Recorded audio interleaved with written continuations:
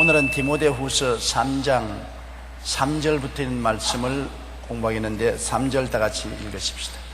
무정하며 원통함을 풀지 아니하며 모함하며 절제하지 못하며 사나우며 선한 것을 좋아하지 아니하며. 말세 고통하는 때가 온다고 했는데 바울 선생은 그 고통이 어떠한 것인지를 우리에게 조목조목 알려주고 있는 것입니다. 이미 우리는 사람들이 자기를 사랑하고 돈을 사랑하고 자랑하며 교만하며 비방하며 부모를 거역하며 감사치 아니하며 거룩하지 아니한 이러한 것들이 우리 개인과 가정과 사회와 국가와 세계에 고통이 된다고 배웠습니다. 이제 오늘 3절에 아직 계속해서 무엇이 우리 마음의 고통을 갖다 주느냐. 의사가 병을 고치려면 병의 원인을 알아야 약을 줄 수 있습니다. 감기가 들렸는데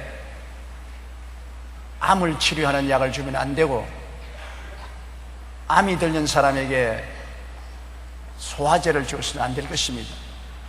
분명한 병을 알고 거기에 대한 처방의 약을 줘야 하는 것처럼 우리에게 다가오는 많은 삶의 고통이 원인이 무엇인가를 알고 그 원인을 제거해야 고통에서 해방될 수 있는 것입니다. 왜 나는 이렇게 불행하냐? 왜 우리 가정은 이렇게 싸르름 같고 냉기가 돌고 온화한 기분이 전혀 없느냐? 왜 우리들은 전부 다 서로 얼굴만 쳐다보고 시큰둥하고 지내느냐? 무엇 때문에 그러냐? 그 이유는 여기 성경 보면 무정하며, 무정하다는 것 참 무서운 일입니다. 하나님은 사랑이시지 않습니까? 아버지와 아들과 성령 삼위일체 하나님은 사랑으로서 한 하나님이 되어 계신 분입니다. 하나님은 사랑이신데 아담과 하와가 하나님의 형상과 모양대로 지음받았을 때는 사랑으로 지음받았을 것입니다. 무정하지 않습니다. 뜨거운 사랑으로 사랑하도록 만들었습니다. 아담은 하와를, 하와는 아담을, 그리고 두 사람은 하나님이 지으신 만물을, 자연을 뜨겁게 사랑하도록 만들었는데, 이 사랑을 미움으로 변화시키고 무정하고 몰인정하게 만든 것은 마귀가 들어와서 죄를 범하게 함으로 그렇게 된 것입니다. 마귀가 들어와서 죄가 사람의 생애를 부패하게 만들고 마귀가 둥지를 털므로 그때부터 몰인정하고 무정하게 된 것입니다. 우리의 마음속에 따뜻한 정이 어디서 생깁니까? 예수님을 구주로 모시고 난 다음에야 비로소 그런 따뜻한 사랑의 성이라는 것입니다. 예수님 오기 전에는 모든 세상이 살벌합니다. 사랑이라는 없었습니다. 개인과 개인, 종족과 종족, 나라와 나라가 서로 죽이고 멸망시키는 일만 계속하는 것입니다. 예수님이 오셔서 비로소 십자가에서 우리 모든 죄를 짓고 불의하고 추악하고 버림받아야 마땅한 사람들의 죄악을 대신 짊어지고 몸짓고 피 흘려 우리를 용서하시고 우리와 하나님과를 화해하게 하시고 사랑을 우리에게 허락하시고 구원을 베풀어 주시니, 이 예수님을 통해서 비로소 처음으로 용서와 화해와 사랑과 구원이 오게 된 것입니다. 예수님의 십자가를 가슴에 받아들여야 비로소 우리 속에 용서와 화해와 사랑과 구원의 손길, 따뜻한 정이 흐르게 되는 것입니다.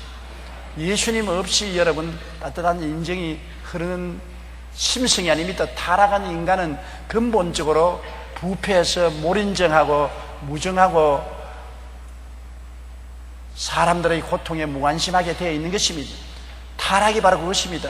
타락하고 난 다음에 옛 뱀꽃 마귀가 사람의 마음을 점령했기 때문에 사람은 다른 사람에 대해서 무정하고 몰인정하고 이용 대가로만 생각하게 만들어져 있는 것입니다.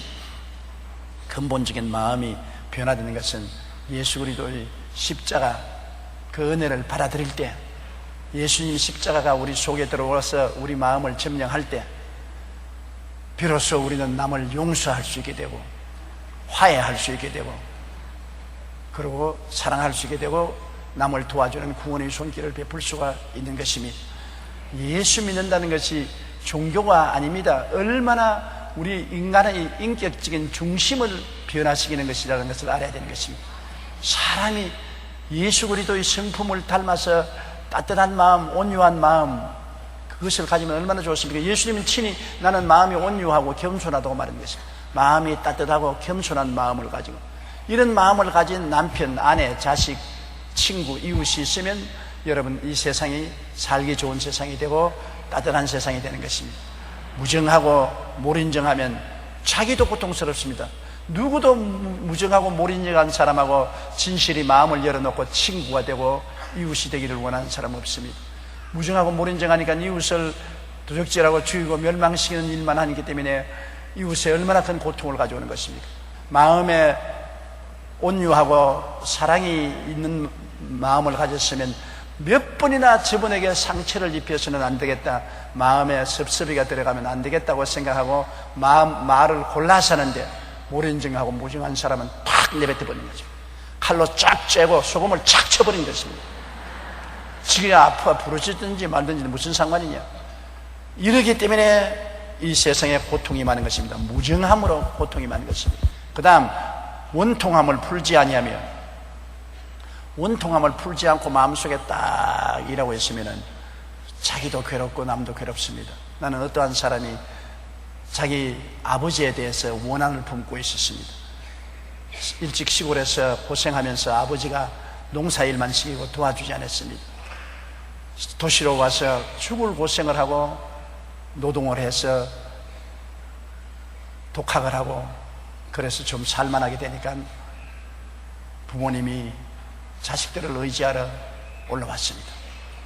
그러고 난 다음에는 집에서 같이 살면서 이것 해내라 저거 해내라, 돈 안 준다고 불평을 많이 말했습니다. 그래서 자식하고 아버지하고 늘 말다툼이 있었습니다. 아버지는 날 자랄 때 뭘 해줬느냐, 날 공부시켜줬느냐, 날 직장에 취직을 시켜줬느냐, 나를 돌봐준 거 하나도 없으면서 왜 이제 와서 자꾸 나에게 못한다고 야단이냐. 그래서 입다툼을 많이 했습니다. 그러고 난 다음에 세월이 흘러서 부모님이 다 세상을 떴습니다. 부모님이 세상을 떴는데도 불구하고 이 사람은 늘 마음이 편하지 않습니다. 얼굴에 기쁨이 없습니다. 마음이 늘 고통 속에 있습니다. 저하고 신앙상담을 했는데 그 신앙상담을 자꾸 파헤치고 들어가니까 24시간 늘 마음속에 아버지에 대한 원한이 있습니다. 원통함을 풀지 않습니다. 아버지에 대한 원한, 이미 아버지는 무덤에 들어가 버렸는데 자기 마음속에는 아버지가 살아있습니다. 아버지에 대한 원한을 풀지 않습니다. 그 원한 때문에 마음이 고통스러워요. 자기가 고통스러워요. 행복하지 않아요. 모든 일에 신경이 날카로워지고 스트레스를 받아요. 그래서 내가 아버지를 용서해 주십시오. 그러니까 나는 여러 번 용서해 주었지만은 또 다시 고개를 들고 일어나고 또 다시 고개를 들고 일어나는데 어떻게 할까요? 그러면 내가 좋은 치료 방법을 가르쳐 줄 테니 따라 하겠소? 하죠. 또 다시 아버지에 대한 원한이 고개를 들거든 그를 딱 쳐다보고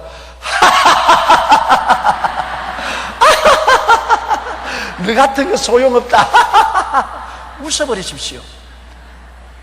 아예 무시하고 웃어버리면 사라질 것입니다. 그걸 보고서 마음에 생각하고 이맛살을 찌푸리고 원한을 품고 있으면 그것이 자꾸 기승을 부리지만은 그를 보고 웃어버리면 없어지니까, 자, 마음속에 아버지를 떠올리고 나하고 한번 웃으십시다. 하나 둘 셋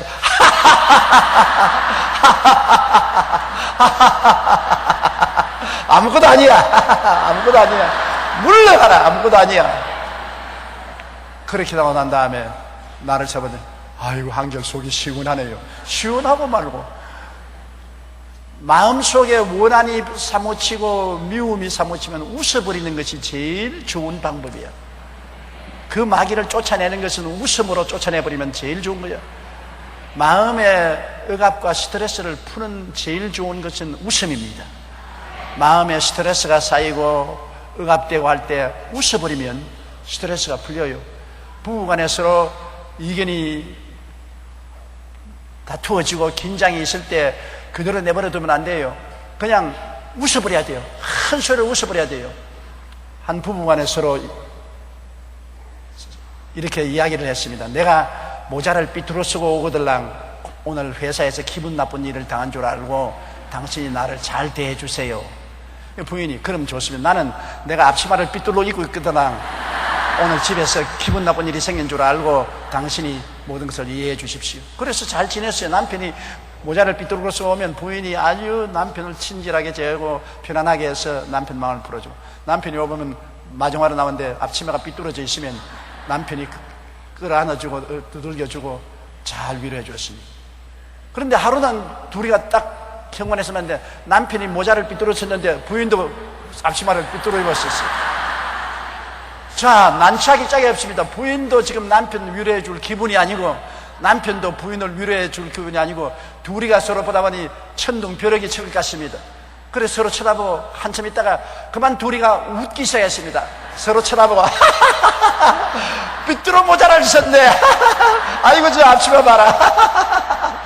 그러고 둘이가 끌어안고 난 다음 모든 천둥벼락은 끝나고 마음의 평화가 오고 스트레스는 사라져버린 것입니다. 웃는다는 것은 굉장히 스트레스를 사라지게 하고 억압을 치료하는 놀라운 효과가 있는 것입니다. 하루에도 여러분 수없이 시간만 있으면 웃으십시오. 마음의 스트레스를 치료하는 것입니다. 몸이 고달플 때는 마사지를 해주면 참 좋잖아요. 안마를 해주면. 옛날에 나는 우리 할아버지하고 같은 방에서 늘 잤는데 할아버지가 늘 저보고 다리 좀 만져라, 다리 좀 만져라. 그럼 제일 만지기 싫은 것이 다리 만지는 겁니다. 그 다리를 만지면 또 할아버지가 그냥 가만히 계시지 않고 내가 만지라는 것은 그냥 만지는 것이 아니라 너 팔에 힘 생기라고 만지라고 하는 것이다. 근육이 생긴다. 열심히 만지면 근육이 생긴다. 나는 속으로 근육 안 생기고 안 만지면 좋겠다. 몸이 피곤하고 아프면 자꾸 주물러 줘야 돼요. 나는 그때 왜 할아버지가 자꾸 아이고 다리야 다리 좀 만져라 하는가 그랬는데 요사이 내가 그래요. 내가 잠자리에 들어가면 누가 다리를 좀 시원하게 만져주면 좋겠다 그런 생각이 날 때가 많아요. 그런데 육체도 긴장이 되고 아프면 마사지를 하는데 마음은 누가 마사지 합니까? 마음도 육체와 똑같이 아파요.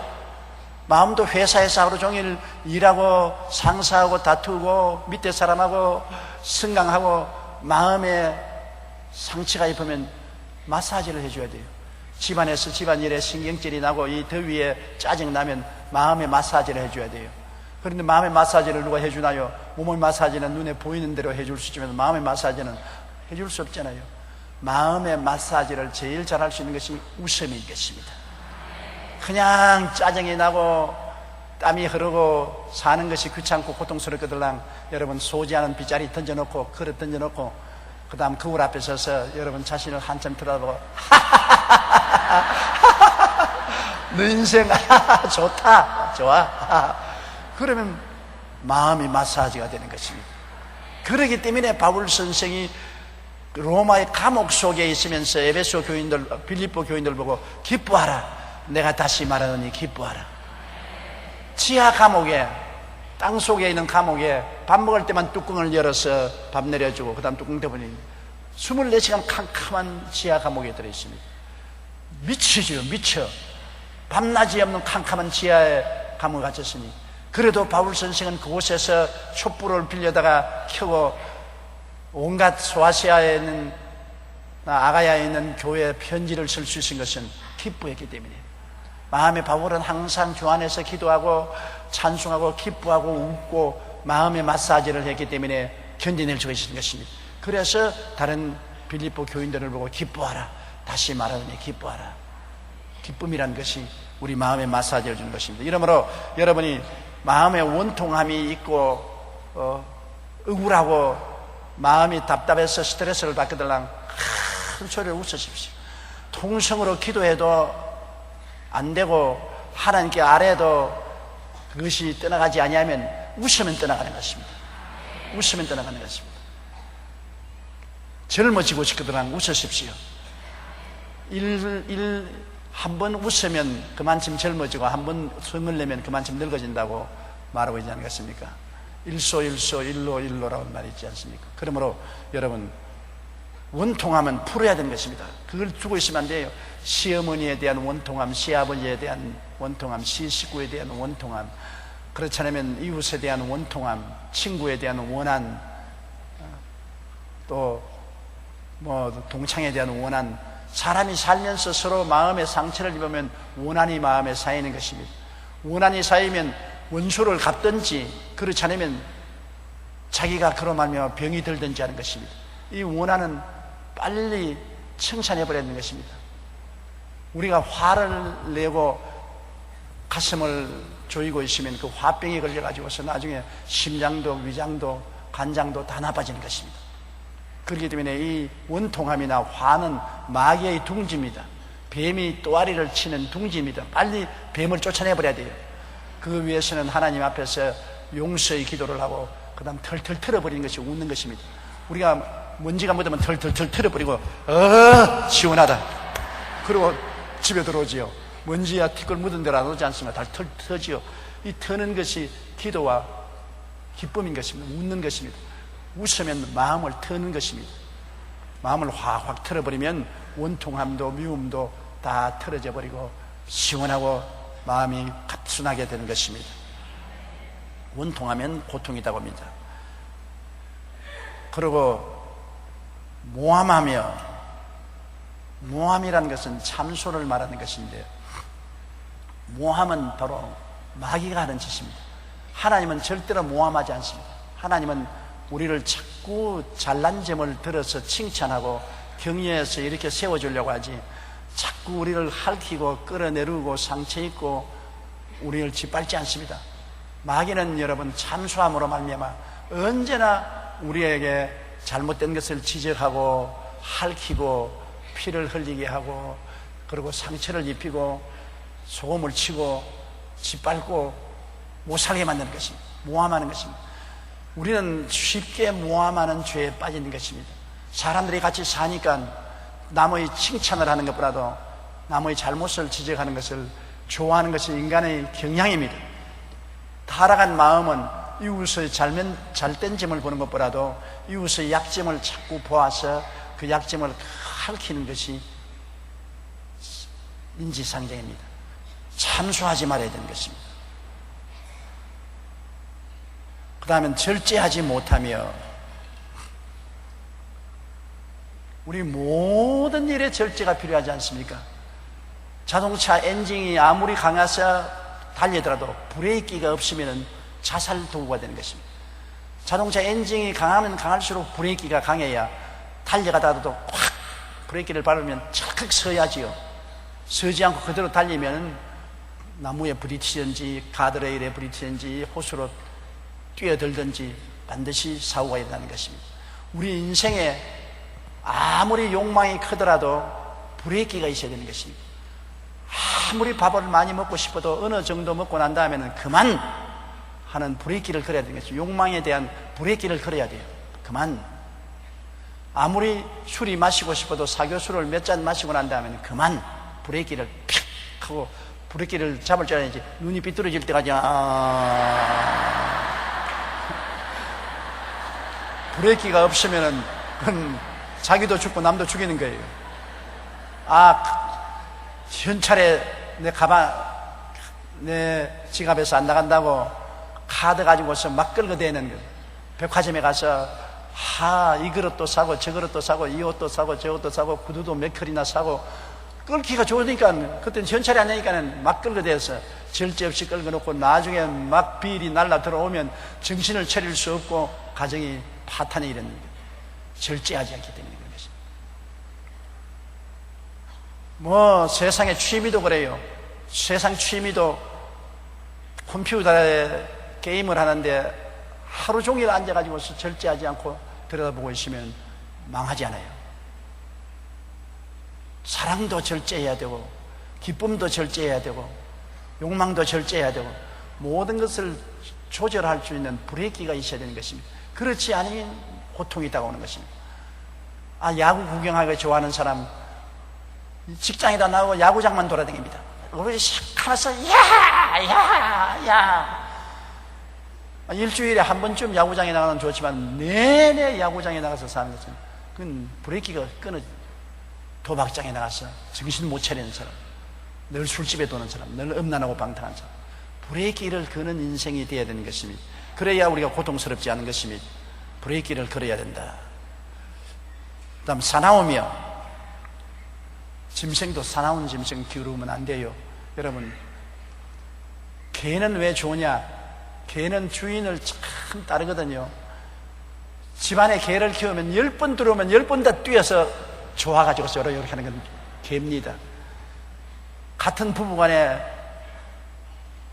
피부를 맞대고 살아도 하루 한 번 들어갔다 나오면 이제 옵니까? 그럼 인사하지. 하루 10번 들어오면 10번 다 아이고 이제 오세요 이제 오세요. 그런 사람 없잖아요. 근데 개 보세요. 10번 들어도 10번 다 이랍니다. 개는 주인에 충성스럽습니다. 개는 좋은 사람만 주인을 따르는 것이 아니라 나쁜 주인도 좋아하거든. 도둑놈도 개는 자기 주인이면 좋아하는 것입니다. 그렇기 때문에 사람은 개가 굉장히 좋은 친구가 될 수 있어요. 나이 먹고 나면은 자식들 다 떠나고 친구들 다 떠나고 외로울 때 언제나 반겨주는 것은 개거든. 그러면 나이 잡수신 분은 개를 하나 기르는 것이 좋습니다. 그래가지고서 자꾸 개하고 이야기하고 같이 졸졸 따라다니고 함께 움직이는 것 굉장히 마음의 위로가 되죠. 그러나 가장 싸나운 거 냉정한 게 고양이입니다. 고양이는 귀엽게 참 이렇게 할 때는 눈을 쫙 감고 조심하면 조금만 상처를 입으면 그거 핥혀버리는 거죠. 꼭 싸나운 마누라 같아요. 잘해줄 때는 좋아하다가 조금만 잘못하지만 앙탈하는. 고양이는 물론 고양이 좋아하는 사람이 있지만 저희는 시골에서 자랐기 때문에 옛날에 개도 많이 키우고 고양이도 많이 키웠는데요, 저는 개에게 핥힌 적은 없지만 고양이에게는 수없이 핥혔어요. 고양이는 아무리 품 안에 안고 쓰다듬어 줄 때는 좋은데 조금만 자기에게 고통이 오면 그냥 핥힌 거죠. 그거 몰인정하고 주인 버리고 떠나버린 것입니다. 개는 이사를 가고 나면 수백 리 밖에서도 주인 찾아와요. 고양이는 안 찾아오지만 개는 찾아와요. 싸나운 것은 짐승 중에서도 사자나 곰이나 일이나 이러한 짐승들은 사납지 않아요. 온유한 짐승은 개나 그렇지 않으면 말이나 소나 이런 온유한 짐승은 가축들은 아주 온순하잖아요. 그러므로 우리가 사나운 사람하고 만나면은 상처를 많이 입고 핥히지요. 사나운 남편은 부인을 핥히고 사나운 부인은 남편을 핥히지요. 사나운 친구를 만나면은 손해를 보게 하고 핥히지요. 그러므로 사나운 마음이 우리에게 고통을 갖는 것입니다. 선한 것을 좋아하지 아니하며 타락한 인생은 선한 것을 좋아하지 않지요. 왜냐하면 까마귀는 썩은 고기를 좋아하는 것처럼 타락한 인생은 더럽고 추하고 악한 것을 좋아하고 선하고 깨끗하고 거룩한 것을 좋아하지 않습니다. 성격상으로 썩은 고기를 좋아하는 것이 타락한 사람들의 심성인 것입니다. 이렇기 때문에 우리의 현실 세계에 아무리 법이 있어도 법을 뛰어넘어서 그 밑에 부정, 부패, 썩어진 일들이 많이 일어나지 않아요. 인간의 죄악은 끼리끼리 모인다고 죄를 따라가는 성품이 있는 것입니다. 그것이 고통을 가져오는 것입니다. 좋은 것을 좋아하면 서로 선하고 아름다울 것인데 악한 것을 좋아하고 불의한 것을 좋아하면 결국에는 고통이 다가오는 거예요. 악이나 불의나 죄악은 나중에 가서 결코 사망을 가져오는 것입니다. 선은 생명을 가져오지만은 악과 죄악은 사망을 가져오는 것입니다. 종국으로 사망을 가져오기 때문에 고통을 가져오는 것입니다. 그러므로 무정하며 원통함을 풀지 아니하며 모함하며 절제하지 못하며 싸나우며 선한 것을 좋아하지 아니하며, 그 다음 4절 읽으십시다. 배신하며 조급하며 자만하며 쾌락을 사랑하기를 하나님이 사랑하는 것보다 더하며. 그 다음 또 우리에게 고통을 가져오는 것은 배신입니다. 배신. 그렇게 서로 신뢰했는데 그 신뢰를 배반하고 돌아서는 것, 배신이지요. 배신을 당할 때 친구들하고 참으로 서로 친했는데 배신했다. 나는 최근에 미국에서 나온 글을 보니까 호주 출신으로서 세계적인 골퍼입니다. 아주 골퍼로서 백만장자가 된 사람인데 그 이름은 제가 말 안 하겠습니다만 그분에게 아주 절친한 친구가 있었어요. 입에 밥 나눠 먹을 정도로 가난 좋은 친구라 했습니다. 그 친구는 그 골퍼를 위해서 자기 목숨을 내놓을 정도로 좋은 친구인데, 그 좋은 친구가 집에 와서 늘 같이 지내고 집에서 기거하기도 하고 그랬는데, 그 친구가 부인과 사이가 나빠져서 부인과 별거하게 되니까 언젠고 보니까 이 골프화가 자기 부인하고 친해져서 빼앗아가 버렸었습니다. 그 집에 무슨 고양이 보고 생선 지키라는 것처럼 집에 늘 무시적으로 와서 집에 지나고, 자기 없을 때도 자기 친한 친구니까 집에 와서 그만 부인하고 서로 눈이 맞았어요. 그래가지고서 부인하고 도망을 쳐버린 것입니다. 그래서 부인을 잃은 그 친구가 그럴 생각을 봤습니다. 자기가 세상에 배신감을 느껴도 이렇게 배신감을 느낄 수 없고, 그렇게 친한 친구로 우리 집에 마음대로 들러들으니까 와서 내 마누라 빼앗아갈 줄 몰랐다. 그러나 배신은 배신이요, 얼마나 가슴 아픈 배신이겠습니까? 고통스럽게 짝이었죠. 나는 꼭 같은 걸 서대문에 있을 때 경험했어요. 서대문에 있을 때 나에게 신앙 상담을 왔는데, 누구냐 하면 양복점을 하는 분인데, 자기의 아주 고등학교 친한 친구가 미국에서 유학을 하고 한국에 들어와서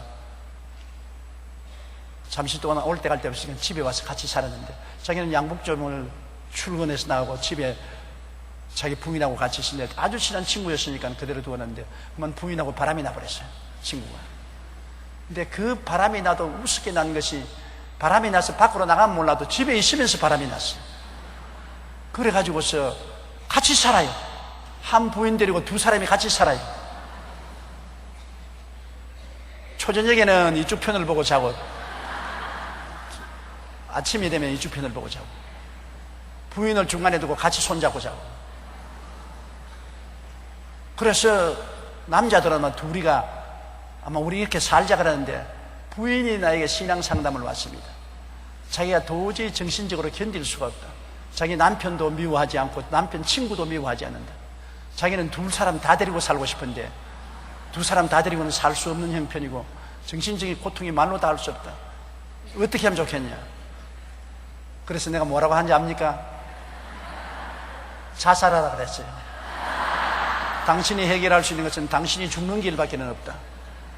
당신 남편에게도 배신하고, 또 당신은 지금 남편이 친구에게 홀랑 빠져 있고, 밥은 남편 집에서 먹고 살기는 친구 집에서 살고 싶은 그런 심정이니 두 사람에게 다 당신 고통을 주고 있으니까 당신 죽으라, 자살하라.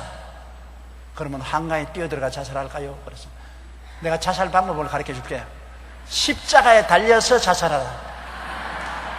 예수님이 당신 위해서 십자가에 못 박여 죄와 허물을 짊어지셨으므로 예수님을 구주로 모시고 거듭나서 변화되어 새 사람이 되고 그리스도의 말씀을 따라서 친구하고 돌아서라.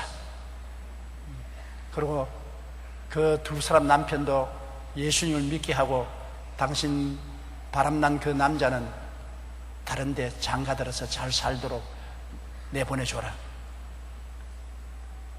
그래서 안수기도를 해주고 축복을 해주고 변화시켜서 잘 문제가 해결되어서 그 친구된 남자는 다른 데 장가들어 가정을 이루고 새 사람 되어서 우리 교회에 나와서 재직까지 되었어요. 지금 어디 갔는지 모르지만은 서대문에서 그렇게 했었어요.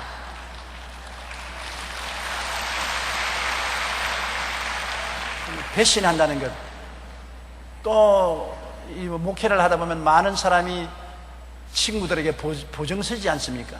담보 서지 않습니까? 사업하는데 집을 담보로 세우고 뭐 땅을 담보로 내놓고 난 다음에 친구가 배신해서 홀랑 다가지고 도망치는, 그런 건 너무나 많이 봤어요. 친구에게 보증 썼다가 배신당하는 거.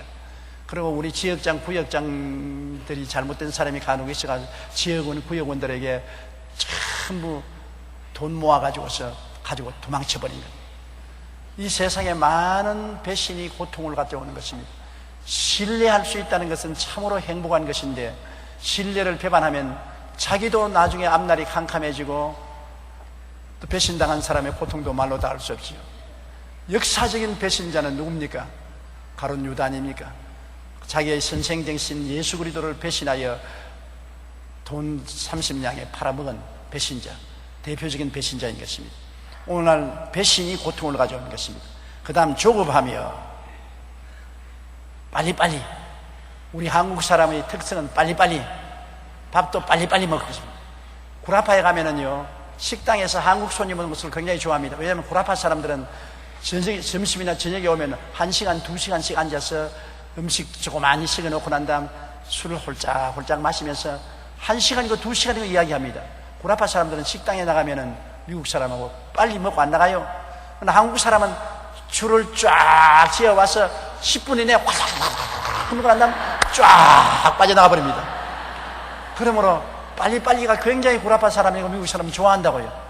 왜냐하면 식당에 와서 오래 앉아있으면 장사를 많이 할 수 없는데 한국 사람 오면 빨리 먹고 가버린 겁니다. 우리 한국 사람은 빨리빨리가 하나의 레벨이 되어 있습니다만 좋은 점도 있고 나쁜 점도 있습니다. 나쁜 점은 빨리빨리 함으로 말미암아 성수대교가 무너지고 삼풍백화점이 무너지고 빨리빨리 건축하자, 빨리빨리 짓자 불실 공사를 많이 하는 거죠. 빨리빨리가 불실이 되는 일들이 많아요. 좋은 점은 이 짧은 세월 동안에 우리가 일정에서 해방된 지 60여 년, 한국 전쟁이 일어난 지 반세기 만에 오늘 중진국, 상위국, 거의 선진국에 도달할 수 있는 이렇게 빨리 성장한 것은 엄청나게 빨리빨리 연구를 하고 밤새도록 노력을 하기 때문에 그런 것입니다. 소위 요사이 말하는 우리가 쓰는 이 핸드폰도 다른 나라에는 1년에 핸드폰의 모델이 하나 나올 때면 우리는 3개, 4개 나옵니다. 빨리빨리 또 새로운 모델 또 빨리빨리. 그래가 그냥 신발 모델도 빨리빨리, 옷도 빨리빨리 새롭게 만들어라, 집도 빨리빨리 지어라, 그냥 빨리빨리. 그래서 다른 사람 30년, 40년 걸리던 걸 10년 만에 해내고 100년이 걸리던 경제 발전을 30년 만에 해내고 이러한 레코드를 내놓은 것이니 반드시 나쁘다고는 볼 수 없습니다. 그러나 너무 빨리빨리 하다 보니까 인생이 피곤해요. 좀 느긋하게 살면 좋겠는데, 그래서 이 빨리빨리 조급한 것도 우리에게 고통을 갖다 주는 것입니다. 저는 인생을 너무 조급하게 살은 것을 지금 후회하고 이제는 좀 슬로우 다운을 하려 해도 할 수가 없어요. 우리 집에서 늘 하는 말은, 왜 아침 출근을 9시쯤 하면은 느긋하게 천천히 밥 먹고 9시쯤 출근하면은 할 건데, 왜 그러냐면 늘 7시에 도착하도록 출근을 하도록 훈련을 받고 왔기 때문에 아침 6시면 일어나가지고서 6시 반이면 화닥닥 밥 먹고서 출발해서 7시에 도착해야 되는 습관에 되어 있어서, 그래서 늘 밥도 빨리 먹게 되고 수선을 떨게 되고 하니 다른 사람들조차도 불안하게 만나요. 느긋하게 인생을 산다는 것은 좋은 일입니다. 우리 주님을 믿고 의지하고 하나님 앞에서 느긋하게 인생을 사는 것이 행복하게 살 수 있는 길이 될 수도 있는 것입니다. 너무 조급한 것도 좋지 않습니다. 그런데 오늘날 조급한 것이 말세에 고통하는 조건이 된다고 말하고 있는 것입니다. 그 다음 자만하면 자신만만한 것을 말하는 것입니다. 자기가 제일이다. 하나님도 없고 이웃도 없고 내가 제일이다. 교만은 패망의 선봉이요 오만은 거만한 마음은 넘어지며 앞잡이는 것입니다. 오늘날 사람들은 너무 자만한다. 자기 자랑한다. 우리 성도들도 가만히 보면은요, 아주 와서 끊임없이 자기 자랑하는 사람이 있어요. 참 듣기가 민망할 정도로 내가 이것을 했습니다, 내가 저것을 했습니다, 내가 이런 실력이 있습니다, 내가 이런 일을 잘합니다. 듣기가 괴로울 때가 굉장히 많습니다. 자만 안 해도 훌륭한 사람은 자기 행적이 훌륭한 것을 보여주는 것입니다. 자기가 자기를 칭찬하는 것은 어리석은 일인 것입니다. 다른 사람이 칭찬해야 되는 것입니다. 칭찬은 이웃 사람이 칭찬할 때 진짜 칭찬이 되지, 자기가 자화자찬하는 것은 칭찬이 되지 않고 오히려 모욕이 될 수 있는 것입니다. 그러므로 내가 열심히 일을 잘하고 성과가 있으면 가만히 있어도 이웃 사람들이 칭찬을 하고 높여주는 것입니다. 높이는 것이 이웃 사람에게서 와야지, 자기 스스로가 높아지려면 오히려 낮아지고 멸시를 당하는 것입니다. 그런데도 오늘날은 전부 자기 선전 시대가 되어서 전부 자기 자랑만 하는 것입니다. 그래서 서로 부딪히지요. 그 다음 쾌락 사랑하기를 하나님 사랑하는 것보다 저하며, 우리 예수 믿는 사람은 물론 하나님을 사랑하지요. 그러나 이 세상 사는 사람들은 쾌락을 사랑하지 않습니까? 좀 경제가 좋아지면은 여름철도 바캉스도 좋은 곳에 가서 잘 지내기를 원하고, 겨울철도 그렇고 해외여행도 많은 돈을 들여가면서 해외여행을 하는 것입니다. 꿈도 꿀 수 없는 일들을 오늘날 하는 것입니다. 우리 어릴 때는 꿈도 못 꿨죠. 그러나 요사이 우리 한국 사람들이 전 세계 어느 곳에 갔으나 안 간 곳이 없고 한국 사람은 없는 곳이 없습니다. 이와 같이 인생을 즐기면서 살려고 하는 것은 좋지만은 하나님보다도 더 쾌락을 사랑하는 것은 안 되는 것입니다. 주일날 성수주의를 해야 될 것인데 하나님 섬기는 것보다도 노는 것이 더 좋기 때문에 산으로나 들로나 놀이터로 하나님보다도 쾌락을 좋아해서 끌려가는 것은 안 되는 일이죠. 또 하나님께 드려야 될 물질을 쾌락을 위해서 먼저 써야 되겠다고 땡겨 써버리고 하나님 앞에 빚지게 되는 것 좋지 않지요. 하나님보다도 우선권을 가지는 것은 모두 다 고통을 가져오는 것입니다. 그런 쾌락은 쾌락이 아니고 나중에 해독이 되는 것입니다. 하나님 사랑하는 것보다 쾌락을 더 사랑하고, 그 다음 5절요. 경건의 모양은 있으나 경건의 능력은 부인하는 이 같은 자들에게서 내가 돌아서라.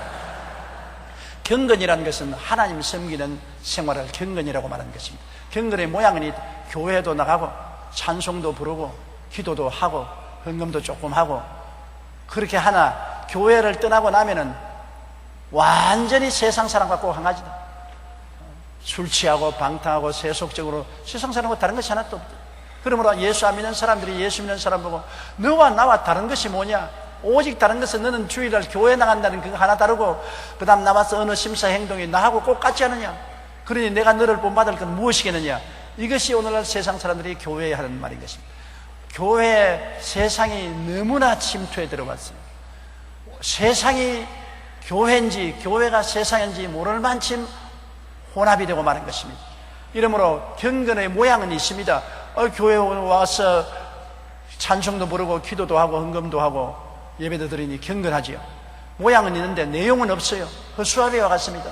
허수아비는 도리굿즈 모자도 쓰고 옷도 잘 입고 있지만 속을 들어보면 지푸레기밖에 없습니다. 능력이 없다는 것은 말씀과 성령이 없는 것을 말하는 것입니다. 오늘 주여 주여 부르면서도 말씀을 읽지 않고 기도해서 성령 충만하지 않기 때문에 능력은 없는 것입니다. 아무리 교회에 왔다 갔다 해도 하나님 말씀 읽지 아니하고 기도해서 성령 충만하지 아니하면 속이 텅 빈 사람인 것입니다. 가짜입니다. 경건의 모양은 있으나 능력은 없습니다. 그것은 마귀와 한 짝이 되어서 사는 것입니다. 속에 채워진 것이 없습니다.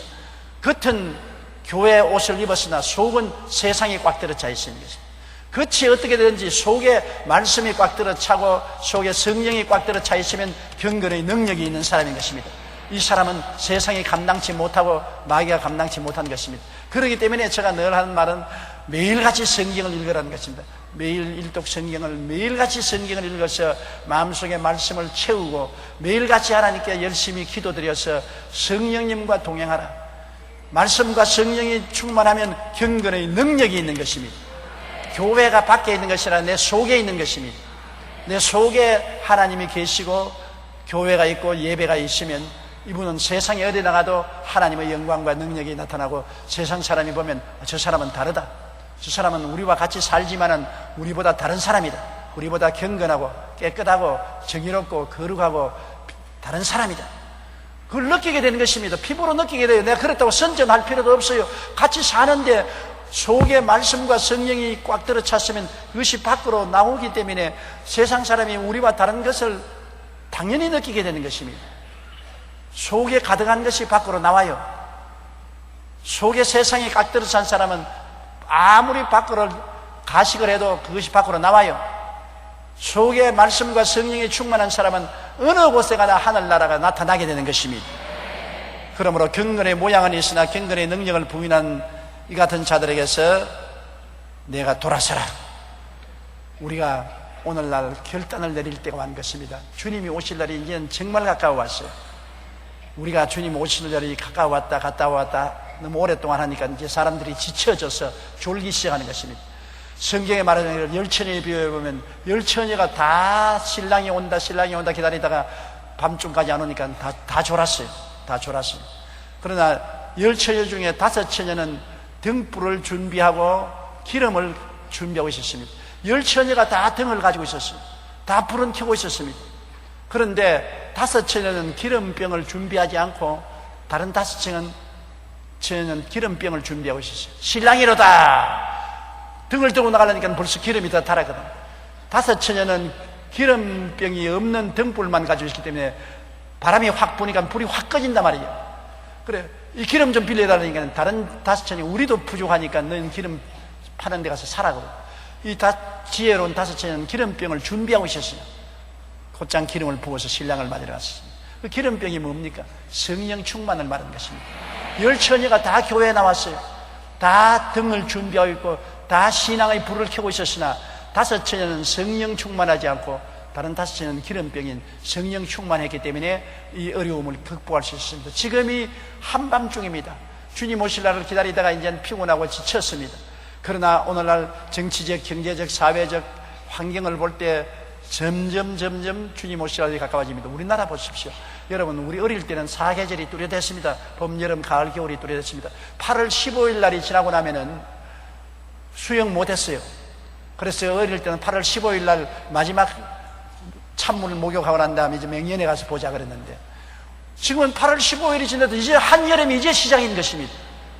금년에 여름 장사한 사람 망한 것은 여름이 여름 같지 않고 그저 늘 비가 왔다가 좀 깨어졌다가 비가 났다가 깨었다 했는데, 이제 여름 다 지나고 가을이 오는데 지금 또 한여름이 다가오고, 우리 한국이 아열대 현상이 생겨서 겨울과 여름 두 계절밖에 없는 그러한 계절로 변화된 것입니다. 이것도 지구온난화를 통해서 온 지구의 기상이변이 다가오고 있는 것입니다. 기상도 이변이 다가오고 자연 천재 지변도 이상이 다가오고 기온과 지진과 온역이 다가오고 여러 가지 현상이 다가오는데 주님 오실 날이 가까워서 우리가 잠에서 깨어날 날이 왔습니다. 이러므로 오늘 우리는 이제 정신을 차리고 우리 몸을 가다듬을 때가 왔습니다. 고통하는 때에 우리는 고통 속에 같이 휘말려 들어가서는 안 될 것입니다. 사람들이 자기를 사랑하며 돈을 사랑하며 자랑하며 교만하며 비방하며 부모를 거역하며 감사하지 아니하며 거룩하지 아니하며 무정하며 원통함을 풀지 아니하며 모함하며 절제하지 못하며 사나우며 선한 것을 좋아하지 아니하며 배신하며 조급하며 자만하며 쾌락을 사랑하기를 하나님 사랑하는 것보다 더하며 경건의 모양은 있으나 경건의 능력은 부인하는 자니 이 같은 자들에게서 우리는 돌아서고 우리는 분리될 때가 온 것입니다. 우리는 말씀 중심으로 성령 충만히 살아야 될 때가 온 것입니다. 지금이야말로 이제는 우리가 뚜렷이 성령 충만한 삶을 살기 위해서 주야로 기도하고 부르짖고 성령으로 충만하고 말씀으로 충만한 삶을 살고 주님 오실 날을 고대하는 우리가 되어야 되겠습니다.